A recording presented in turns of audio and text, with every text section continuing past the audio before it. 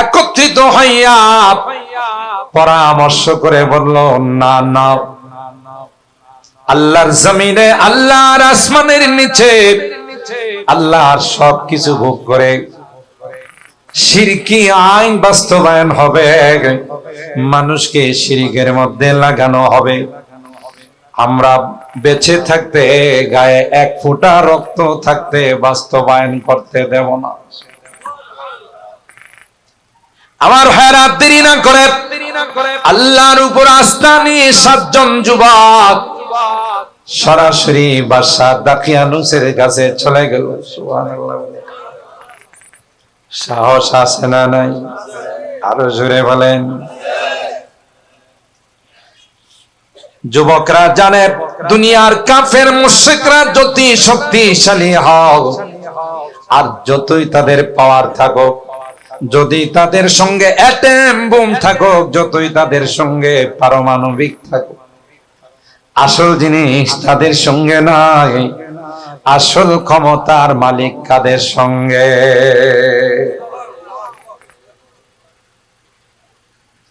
আল্লাহ কাদের সঙ্গে? বলে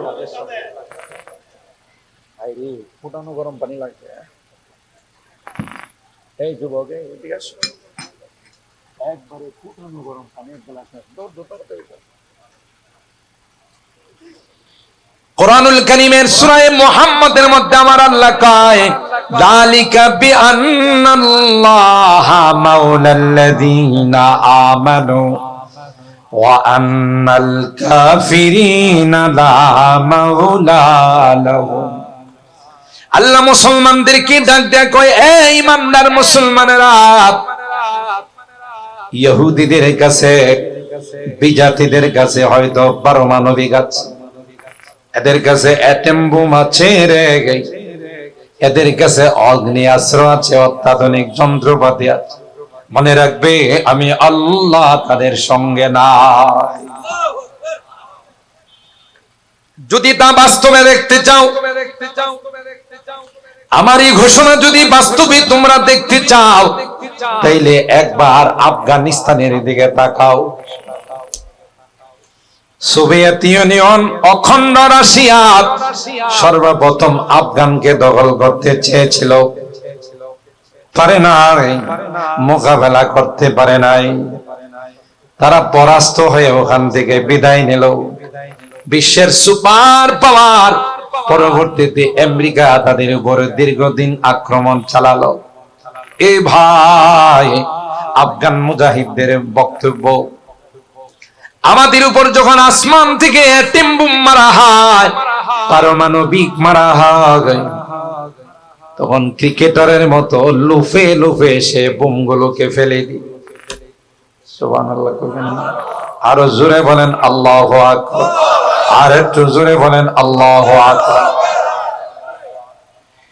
যেই বোমগুলো এক জায়গায় ফেলে দিলে গোটা জায়গাটাকে তামা বানায় ফেলায়, গোটা জায়গাটাকে বিরান করে ফেলে।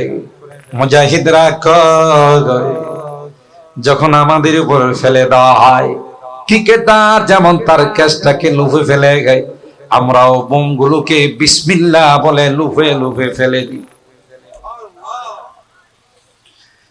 ট্যাং বহর নিয়ে যখন আমাদের উপর আক্রমণ করার জন্য আসে, ট্যাং বিধ্বংসী কোনো অস্ত্র আমাদের কাছে নাই, তাই কি দিয়ে তাদের ট্যাংগুলোকে বিধ্বংস করব?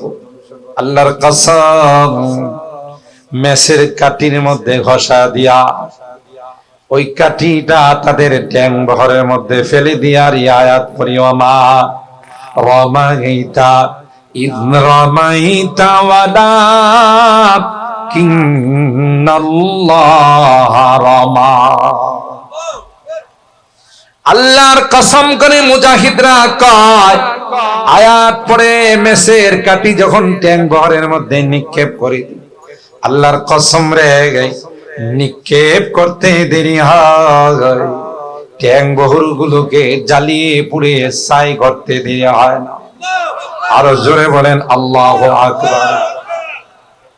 डरते नहीं मुसलमान दुनिया में किसी से, डरते नहीं मुसलमान दुनिया में किसी से गई जब मिल गई है दौलत ईमान नबी से बाजू तेरी तौहीद की कुव्वत से कवी है बाजू तेरी तौहीद की कुव्वत से कवी है इस्लाम तेरा दीन है तू मुस्तफवी है আরে তোমার কিসের ভয় মুসলমান পৃথিবীর কোন পরা শক্তিকে ভয় করে না কোরআনে আল্লাহ একটা মুসলমান সাহস নিয়ে দাঁড়িয়ে গেল 10টা কাফের তার মোকাবেলা করার ক্ষমতা রাখে না শক্তি কোত্থেকে আসছে বলেন বলেন কার শক্তি আল্লাহ প্রদত্ত শক্তি ঠিক কিনা বলেন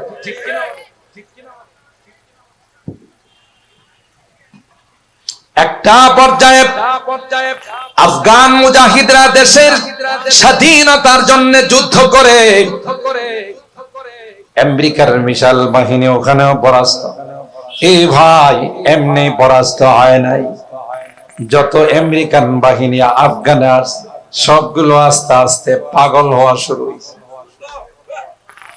আফগান ফেরত সৈনিকরা আমেরিকাতে যায় আমেরিকার বড় বড় ডাক্তাররা তাদের বডি চেক আপ করে রিপোর্ট দেয় সবগুলো হাফ পাগল কথা হাফ পাগল আর ফুল পাগল বুঝেন তো আমার ভাষা বুঝতেছেন তো আপনারা স্কুলের টিচার প্রাইমারি স্কুল ক্লাসে ঢুকে একদিন ছোট ছোট বাচ্চাদেরকে বলতেছে যে বলতে পারবা আমার বয়স কত তাকে 1000 টাকা পুরস্কার দাও বলুন তো দেখি ছোট ছোট বাচ্চারা হের বয়স কত এটা কেমনে জানবো হের কত বড় দুনিয়াতে আসছে না বলতে পারবো কিন্তু এই টিচার যখন বলল তোমাদের মধ্যে কেউ যদি বলতে পারো আমার বয়স কত 1000 টাকা পুরস্কার কেউ বলতে পারে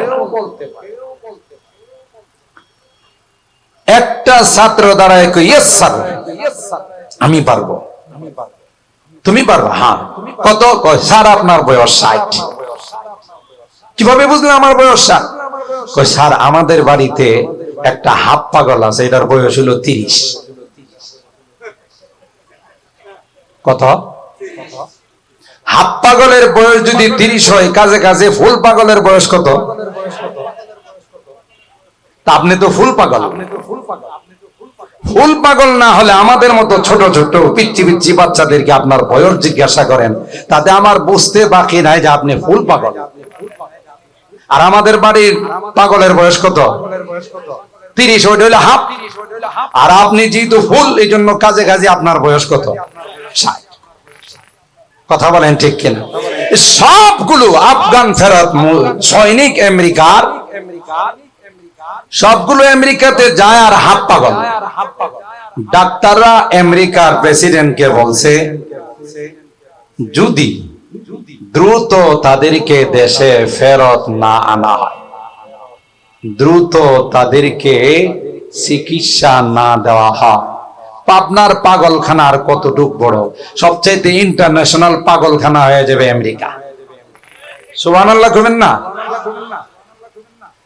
আর বাংলাতে একটা কথা আছে ছাগলে কি না খায় পাগলে কি না কয় আর ছাগলে পাগলের কোনো ঠিক ঠিকানা নাই উত্তর দক্ষিণ নাই মারতে কইবেন আফগানের দিকে গুলি মারবো আপনার দিকে দেখা যাবে শেষ পর্যন্ত নিজের দেশের সৈনিকের দ্বারাই আপনি শেষ যদি মঙ্গল চান দেশের সৈনিকদেরকে বাঁচাইতে চান তাহলে তাড়াতাড়ি আফগান থেকে সব ফেরত নিয়ে আসেন সুবহানাল্লাহ এই পাগলের কারখানা কে জোড়াইছে এটা বাংলাতে বলে ঠেলার নাম কথা কয় না ঠেলার নাম বাবাজি এখন এই অবস্থা দেখা কারণ কি পাগল হওয়ার এটা জানেন কারণ এরা হলো দুনিয়াদার এরা জানে কবরে যাওয়ার সাথে সাথে উত্তম মাধ্যম ছোটতম শুরু হইব নাকি রেহাই দিব ফেরেশতারা আন্দা দুন্দা পিটাইব ঠিক কিনা বলেন আন্দা দুন্দা বুঝেননি আপনারা মানে পাইকারি মাই মায়ের পড়লো কিনা এটা হলো দেখার বিষয়, কোন জায়গায় পড়লো। যেমন মানিক কারে পিটাইছে, কথা পায় না। হারানো মানিকের নাম শুনছেন না? এই মানিক হারাই গেছিল নদীতে, পরে নদীওয়ালারা আবার বাংলাদেশের সিলেটের সীমান্তে ফেরত দিয়ে গেছে। তো বাংলাদেশের মানুষ পায়া তাকে পাওয়ার পর যে হারানো মানিক পাইছে, কথা কয় না। এই মানিক কি গেছিল? হারাই গেছে। যে নাস্তিক আর মুরতাদ আদালতের মধ্যে বসে কটূক্তি করত, যারা বয়ান করে তাদের বিরুদ্ধে ট্যাক্স লাগানোর দুর্নীতি দমন কমিশনকে বলতো তাদের মাল সামান, তাদের আসবাবপত্রকে তদন্ত করা হোক। আল্লাহ কয় যাদের বিরুদ্ধে তুই তদন্ত করার কথা বলছিস তাদের বিরুদ্ধে নয়, ওই দিন বেশি দূরে নয় যেদিন তোর নিচের অংশে তদন্ত শুরু হয়ে যাবে, কথা পায় না। তো মুহতারাম হাজিরিন, আল্লাহ জাল্লা জালালুহু আম্মা নাওয়ালুহু এমন এক কারখানা তৈরি করে দিয়েছে, কারণ এদের সামনে হলো দুনিয়া, দুনিয়ার সুখ শান্তি আরাম আয়েশ ভোগ বিলাসিতায় বসবাস করবে। এরা যখন দেখছে এখানে অন্ধকার, হয়তো আফগান মুজাহিদের গুলিতে মরতে হবে, না হলে পাহাড়ে পাহাড়ে ঘুরতে ঘুরতে জীবন যৌবন সব শেষ হয়ে যাব, এই কথা ভাবতে ভাবতে আধা পাগল, কথা কয় না। শেষ পর্যন্ত আমেরিকার প্রেসিডেন্ট চিন্তা করলো জাগা ওখানে তো কিছু করাই যাবে না। শেষ পর্যন্ত আফগানিস্তানের নেতাদের সাথে কাতারের দোহাই বসছে, বৈশা কয় কিচ্ছু চাই না, আমাদের বাহির হয়ে যেন আসতে পারি, ছোট একটা রাস্তা করে দেন। সুবহানাল্লাহ কইবেন না? ব্যবস্থাটা কে করছে? আরো জোরে বলেন, আল্লাহ ব্যবস্থা করে দিছে। এখন আফগান মুজাহিদরা তাদের নিজস্ব শর্ত মোতাবেক চুক্তিপত্র করে স্বাধীনতার পতাকা উত্তোলিত করেছে, তোমরা যেইভাবে পারো সেইভাবে চলে যাও। এরা বিমানের মধ্যে সিট না পায়া বিমানের উপরে চাকায় ঝুলে রয়েছে, কথা কয় না। এইভাবে অপমানিত করে লাঞ্ছিত করে বাহির করার ব্যবস্থা কে করছে? মুজাহিদদের সঙ্গে মুসলমানদের সঙ্গে কে আছে? আরো জোরে বলেন কে?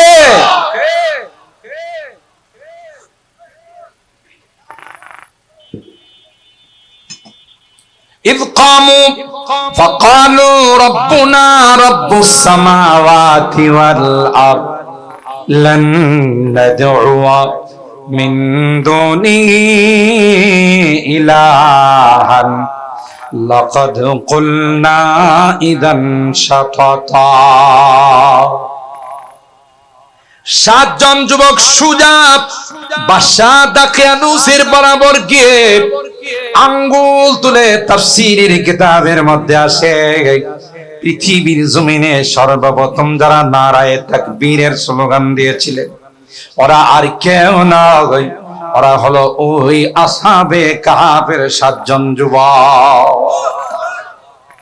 আঙ্গুল তুলে বাদশা দাকিয়ানুস কি ক্লিয়ারলি বলে দিল, বাদশা জমিনের মালিক তুমি নয়, আসমানের মালিক তুমি নয়, আসমান আর জমিনের মালিক কে? আর একটু জোরে বলতে হবে কে? আসমানের মালিক আল্লাহ, জমিনের মালিক আল্লাহ। আল্লাহর জমিনে শিরিক হবে, আল্লাহর জমিনে কোন রকমের কুফরি আইন হবে, আমাদের গায়ে এক ফোঁটা রক্ত থাকতে সেটা বাস্তবায়ন করতে দেওয়া হবে না।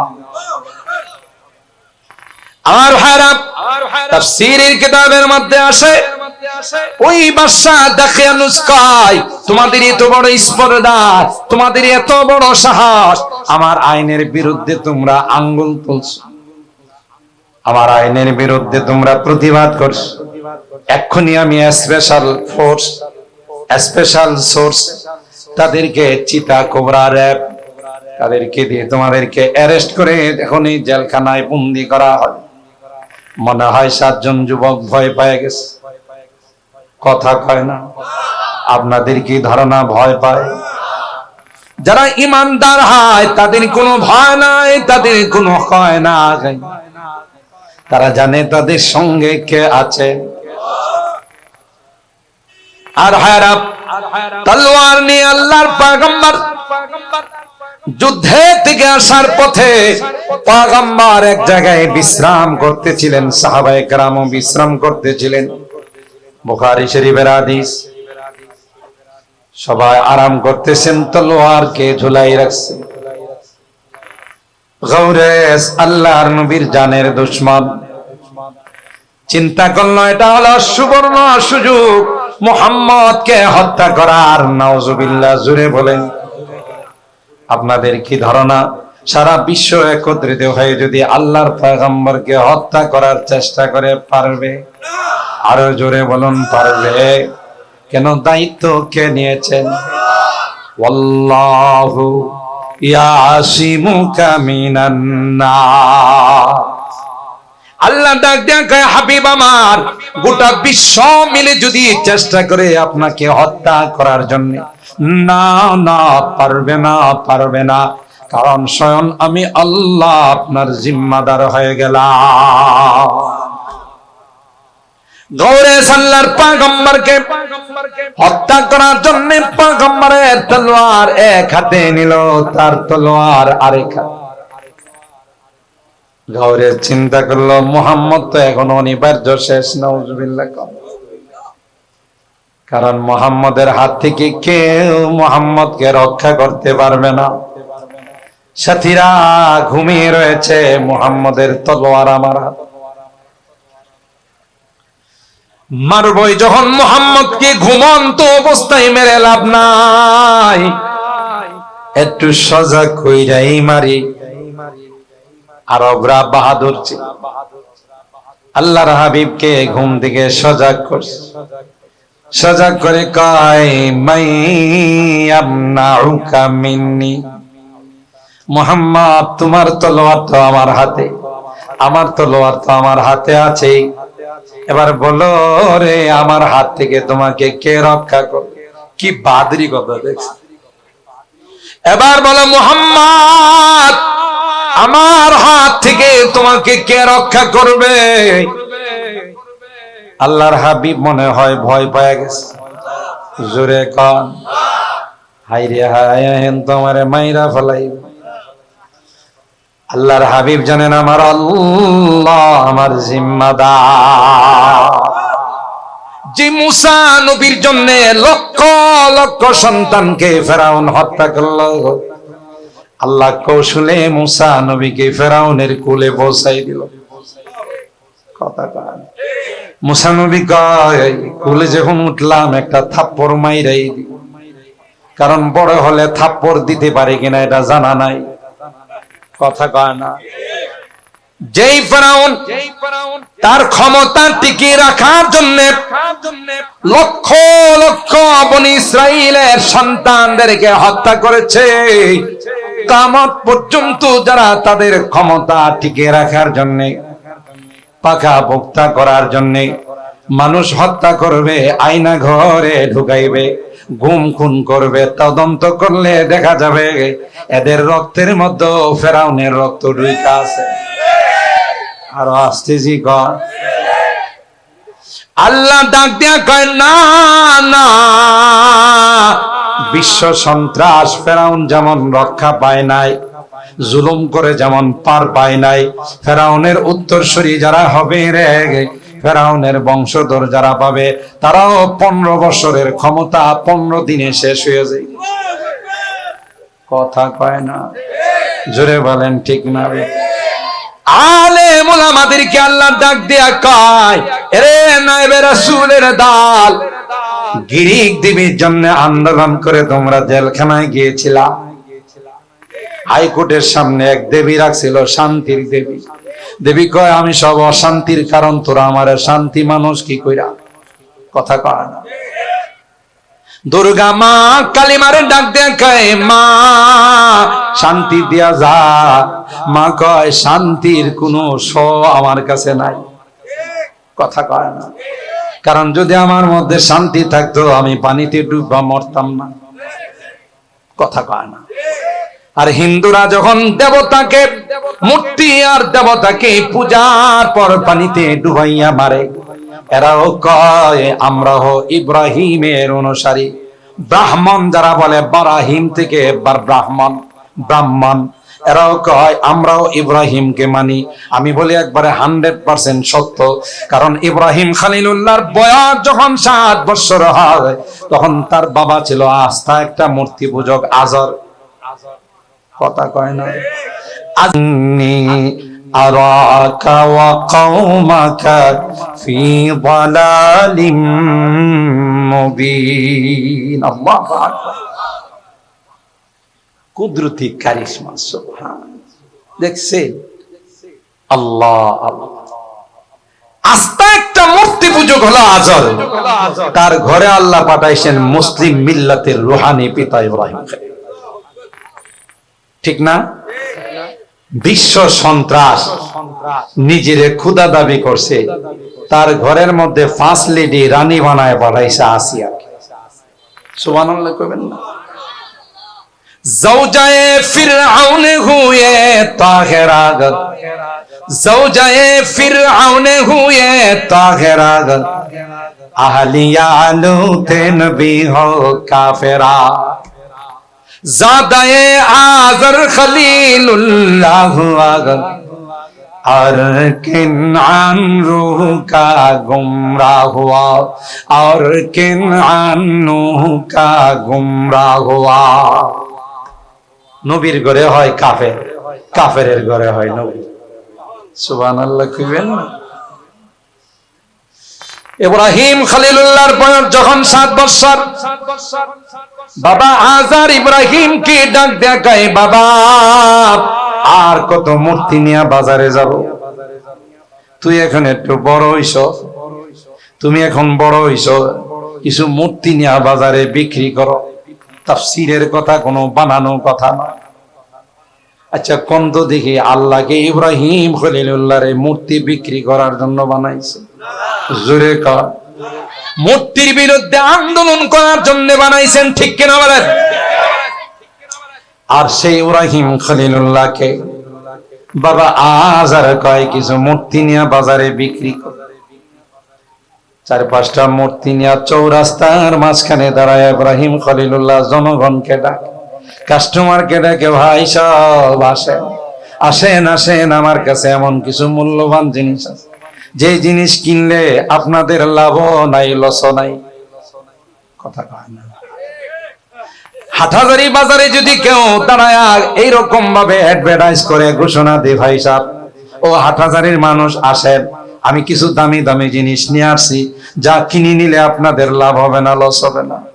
মানুষ দূরে দেয়া যাবে আর বলবে মনে হয় তার সব কয়টা লিক হয়ে গেছে। কথা কয় না? যে জিনিস কিনলে লাভ নাই, লস নাই, কোনো ভালো মানুষ এগুলো কিনবে না। সন্ধ্যা পর্যন্ত ইব্রাহিম খলিলুল্লাহ এইভাবে ডাকতে ডাকতে দেখা গেল একটা কাস্টমারও নাই। চিন্তা করলো সারাদিন ডাকাডাকি করলাম, একটা কাস্টমারও পাইলাম না। আসলে তো কথাটা ঠিকই কইছে, এই মূর্তি কোনো লাভ লসের মালিক। আল্লাহ বলেন লা ইয়ানফাউকুম ওয়ালা ইয়াদুরুকুম, তোমাদের কোনো লাভেরও মালিক নয়, লসেরও মালিক নয়। সন্ধ্যার সময় মূর্তিদের সাথে পরামর্শ করলো, না জানি রৌদ্রের কারণে তোমাদের কি রকম পিপাসা লাগছে। কথা কয় না? চলো রে তোমাদেরকে নদীর মধ্যে নিয়ে পানি খাওয়াই। কথা কয় না?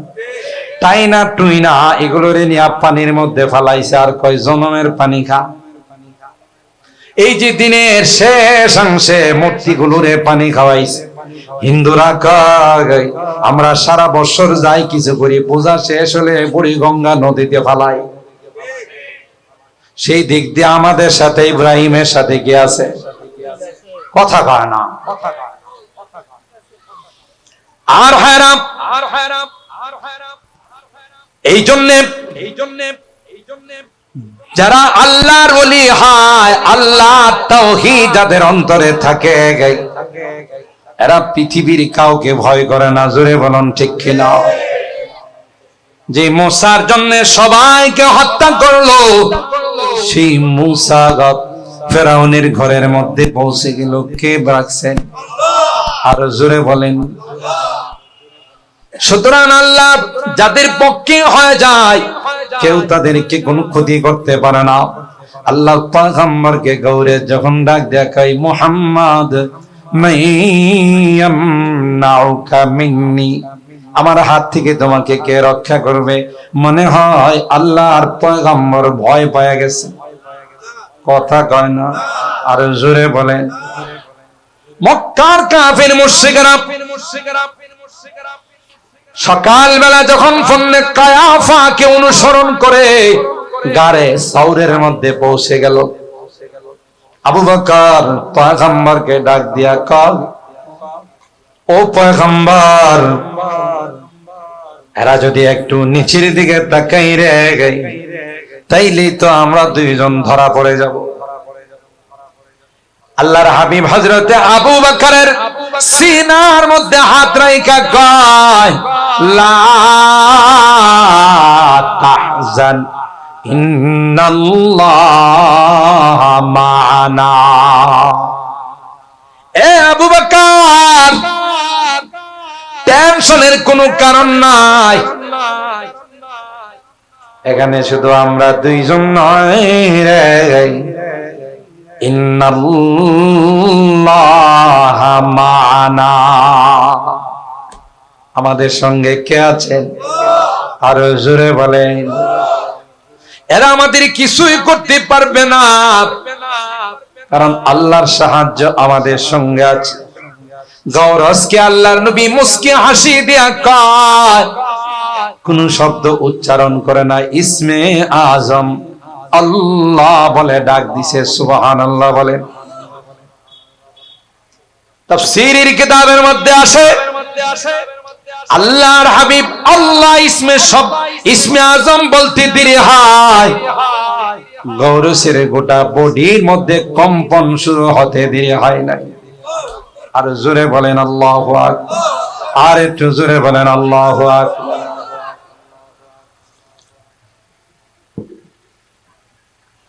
বডির মধ্যে কম্পন শুরু হয়ে গেল, হাত কাঁপা শুরু হয়ে গেল, তলোয়ার হাতে আসে না, মাটিতে পড়ে গেছে। জোরে কর, এ ভাই, ইসমে আজম এত বড় পাওয়ারফুল এটেম্বু, আল্লাহর ওয়ালিরা ইসমে আজম পড়ে গে। জালালউদ্দিন সুয়ুতি রাহিমাহুল্লাহ তার জীবনীর মধ্যে পাওয়া যায়, মিশর থেকে তিনি একদিন আসরের সময় তার খাদেম রে কয়, যাইবানি মক্কাতে লও, উমরা কইরা আসি। আর আস্তে সুবহানাল্লাহ। খাদেম ডাক মুহাম্মদ ইবনে হাব্বাব, খাদেম ডাক দেয়া কয়, হুজুর পাসপোর্ট নাই, ভিসা লাগে নাই, কেমনে যাইবেন? কয়, মিয়া তুমি যাইবা কিনা তা বলো। আর জোরে সুবহানাল্লাহ। কয়, জি হুজুর, পাসপোর্ট ভিসা ছাড়া যদি যাওয়া যায়, কে যাইতে না চাবে? কয়, আমার শাহাদত আঙ্গুলের মধ্যে ধরো, ধরার পর তুমি আমার সঙ্গে চোখ বন্ধ করে 40 কদম হাঁটবা। আমি আল্লাহর ইসমে আজম জানি রে, এটা পরে দুইজন খানায় কাবার সামনে উপস্থিত হয়ে যাব। কারামাতুল আউলিয়া হক। খাদেম বলেন, 40 কদম হাঁটার পর শাইখ আমারে ডাক দিয়া কয়, চোখ খুলো। আল্লাহর কসম রে, চোখ খুলতে দেরি হয়, খানায় কাবা দেখতে দেরি হয় না। ভিসা নাই, পাসপোর্ট নাই, কে পৌঁছাইছেন? আরো জোরে বলেন। তওয়াফ সাই করার পর উস্তাদ কয়, যাইবানি মিশর? জি হুজুর যাব। গেলে আবার আমার আঙ্গুলে ধরে 40 কদম হাঁটো। 40 কদম হাঁটার পর চোখ খুলে দেখে আবার মিশরে উপস্থিত। আল্লাহর ওলিরা যদি ইসমে আজম দিয়ে তো বড় পার খাটাইতে পারে, যিনি সরদারে কুল, সবার সরদার, কথা বলেন ঠিক কিনা? जिस वक्त में ते खिदमत में उनकी बू बकर उमर उस्मान अली इस वक्त रसूल अकरम के दरबार का आलम क्या होगा। जब हुस्न था उनका जलवानुमा अनवार का आलम क्या होगा। हर कोई फिदा है बिंद के दीदार का आलम क्या होगा। अल्लाहु আকবার। কবি বলেন যেই নবীর নাম শুনলে চোখ দিয়ে থরথর করে পানি বের হয়, ওই নবীর মুবারক চেহারা যারা দেখছে তাদের কি অবস্থা ছিল। ডাক দিতে দেরি হতো, গলা কাটাইতে দেরি হতো না। কথা বলেন ঠিক কিনা। जमाले हुस्न यूसुफ पर फकत आशिक जुलेखा थी। जमाले हुस्न यूसुफ पर फकत आशिक जुलेखा थी। तुम्हारे रूए रोशन पर फिदा सारे जहानी।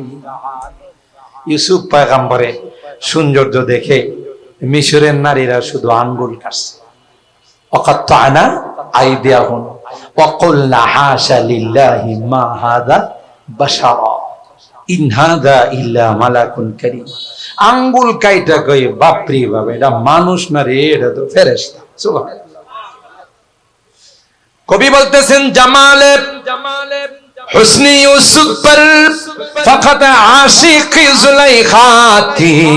तुम्हारे रोए रोशन पर फिदा सारी जहानी। আল্লাহর নবী ডাক দিছে হাইয়া আলাল জিহাদ। ডাক দিতে দেরি হয়। হানজালা মাত্র বিয়ে করে নতুন বউরে ঘরে ঢুকাইছে। দেরি করে না, গাই ফরজ গোসল টুকুন পর্যন্ত আদায় করে নাই। নবীর পক্ষ থেকে ডাক আসছে হাইয়া আলাল জিহাদ। মুয়াজ্জিন সাহেব মসজিদ থেকে বলে হাইয়া আলাস সালাহ। আর জিহাদের ময়দানের মুয়াজ্জিন সাহেব যখন আযান দেয় তখন এই আযানের মধ্যে বলে হাইয়া আলাল জিহাদ। अल्फाज मानी में तफावत नहीं लेकिन अल्फाज मानी में तफावत नहीं लेकिन मुल्ला की अदावार की मुजाहिद के अदावार। परवाज है दिन परवाज है दोनों का घर एक फिजा में। परवाज है दोनों का घर एक फिजा में। किर्गिज का जहावार है शाही का जहावार। अल्लाहु আকবার। ভাই দুইটাই আযান।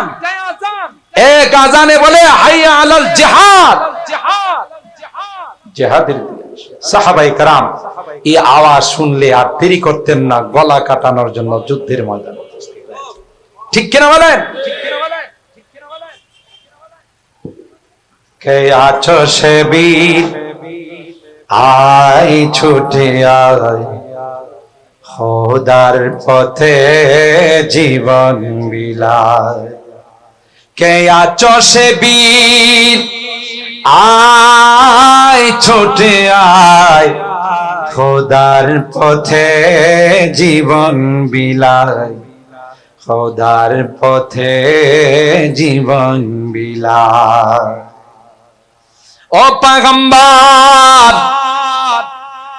আপনার কথা শুনে আপনার